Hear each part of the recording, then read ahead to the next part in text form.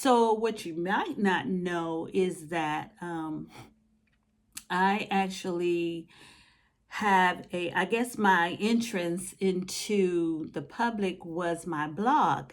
And this was back in 2017, I believe, where I started writing a blog. And initially it was on WordPress. Now it is on my website, janetlynboswell.com.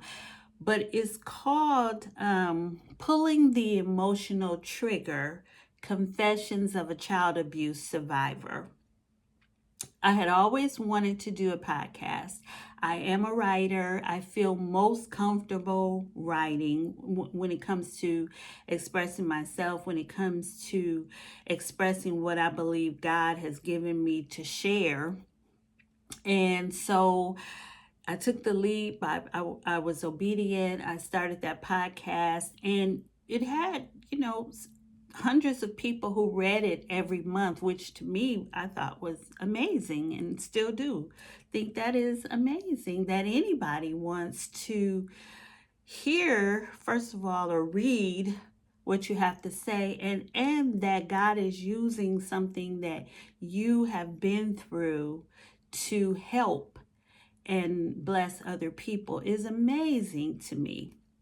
So I'll put the link in the description if you want to check that out. But I started with what was most comfortable for me, and that was writing.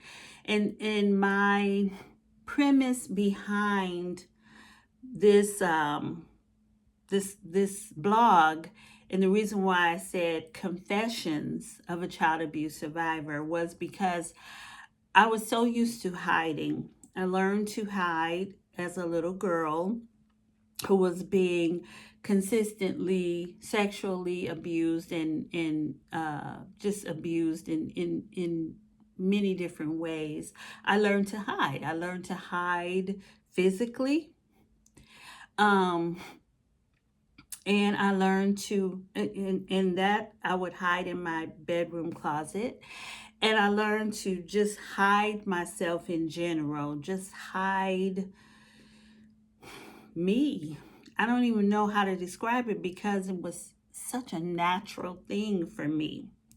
So for me to share the deepest, what I felt like darkest places in me and darkest parts of me, it was easiest for me to do that through writing.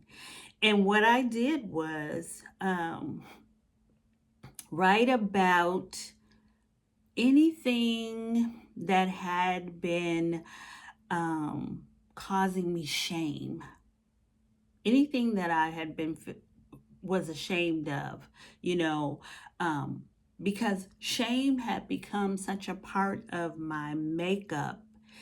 And I knew that in order to confront the shame, I would have to expose the things that I was feeling, or the things that I felt were shameful. And in doing that, shame lost some of its power over me, a lot of its power over me, right? So I wrote that, and I published once a month, I think the first of every month for a couple years. And then it was time to let that go and move on to Journaling Revelations, my first podcast.